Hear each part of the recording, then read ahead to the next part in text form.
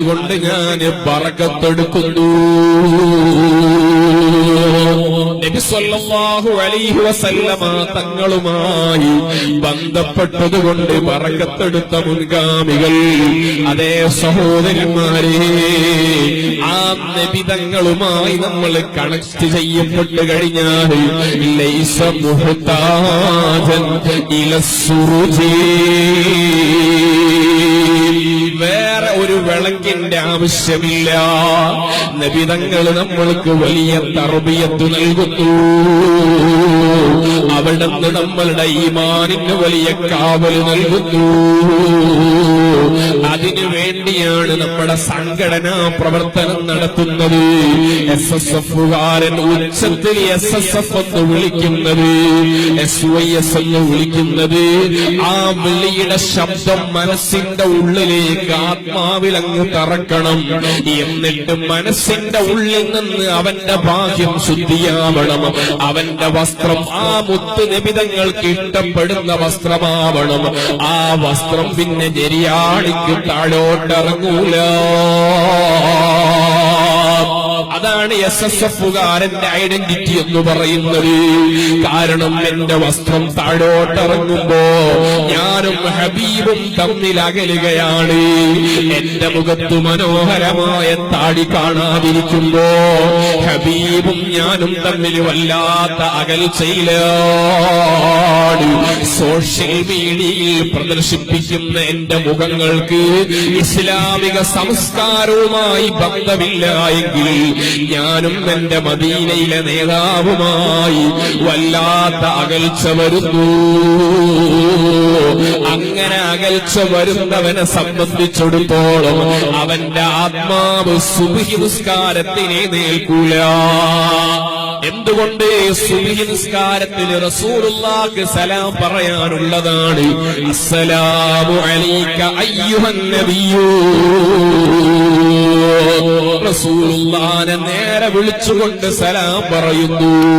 ആ സലാം തന്നെ ജമാഅത്തായി പറയാനുള്ള മനസ്സുണ്ടോ?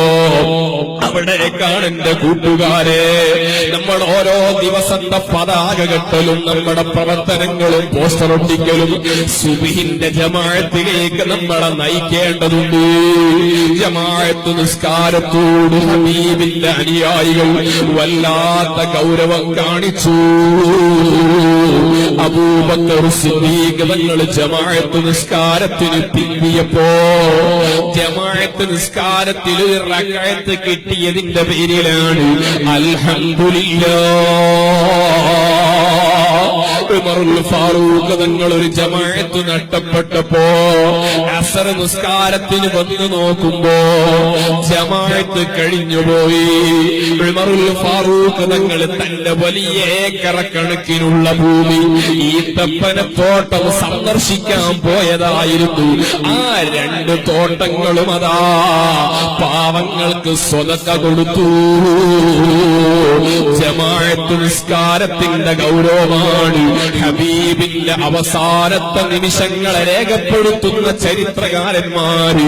അതേ ഹബീബ് പനിച്ചു വീട്ടിൽ അവശരായി കിടക്കുകയാണ്. മദീന പള്ളിയിൽ ഇഖാമത്ത് വിളിച്ചു. സ്വഹാബത്ത് മുഴുവനും ഹാജരുണ്ട്. ഇമാമിനെ കാണുന്നില്ല. എല്ലാവരും ഹബീബിന്റെ വീടിനെ ലക്ഷ്യമാക്കിയിട്ട് നോക്കുകയാണ്. ഇബ്നു അബ്ബാസ് തങ്ങളും മെയ്യാര് തങ്ങളും പോയി നോക്കുമ്പോ മുത്തുനബി തങ്ങൾ അവശരായി കിടക്കുകയാണ്. ആയിഷ ബീവി വെള്ളമൊഴിച്ചിട്ടതാ കുളിപ്പിച്ചു കൊടുക്കുന്നു. ഹബീബ് എഴുന്നേറ്റുകൊണ്ട് ചോദിക്കുന്നു, ജനങ്ങൾ എന്താണ് ചെയ്യുന്നത്? അപ്പോഴാണ് ആളവര് പറഞ്ഞു നബി തങ്ങളോട്, ജനങ്ങളൊക്കെ അവിടത്തെ പ്രതീക്ഷിക്കുന്നു. ഇതങ്ങ് പറഞ്ഞപ്പോഴേക്ക് വീണ്ടും ബോധം നഷ്ടപ്പെട്ടുപോയി. ഒരല്പസമയം കഴിഞ്ഞപ്പം ബോധം വന്നു. ആയിഷ ബീവി വീണ്ടും വെള്ളമൊഴിച്ചു കൊടുക്കുന്നു. എഴുന്നേറ്റുകൊണ്ട് ചോദിക്കുന്നു, നിസ്കാരം കഴിഞ്ഞോ? ഇല്ല എല്ലാ ജനങ്ങളൊക്കെ അവിടത്തെ പ്രതീക്ഷിക്കുകയാണ്. ഇബ്നു അബ്ബാസ് തങ്ങളുടെയും മഹാനായ അലിയാര് തങ്ങളുടെയും തോളത്ത് കൈവച്ചുകൊണ്ട് രണ്ട് കാലും മണയിലൂടെ വലിച്ചുകൊണ്ട് രണ്ട് ചാലുകൾ രൂപപ്പെട്ടുകൊണ്ട് മദീന പള്ളിയുടെ മിഹ്റാബിൽ വന്നിരിക്കുന്നു. ജമാഅത്ത് നിസ്കാരത്തോടുള്ള താല്പര്യമാണ്.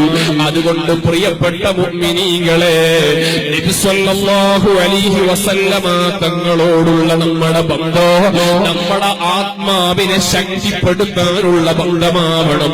അതുകൊണ്ടാണ് ബൂസൂരി ഇമാം ചോദിക്കുന്നത്, അതേ നിങ്ങൾക്ക് റസൂലുള്ളാഹിന്റെ മദീന ഓർക്കുമ്പോൾ കണ്ണുനീര് വരാറുണ്ടോ? أم هبت الريح من تلقاء كظمتي وأومض البرق في الظلماء من نظمي. മദീനയുടെ ഭാഗത്തു നിന്ന് ചെറിയ മിന്നൽ വരുമ്പോ നിങ്ങൾക്ക് റസൂലുള്ളാഹിനെ ഓർമ്മ വരുന്നുണ്ടോ? മദീനയിൽ നിന്ന് മന്ദമാരുതന്റെ തലോടൽ വരുമ്പോ നിങ്ങൾക്ക് ഹബീബിനെ ഓർമ്മ വരാറുണ്ടോ? അങ്ങനെ ഓർമ്മ വരണമെങ്കിൽ എന്താ വേണ്ടത് എന്നറിയോ? അതാണ് ബൂസൂരി ഇമാം അതിന്റെ ശേഷം പറയുന്നത്,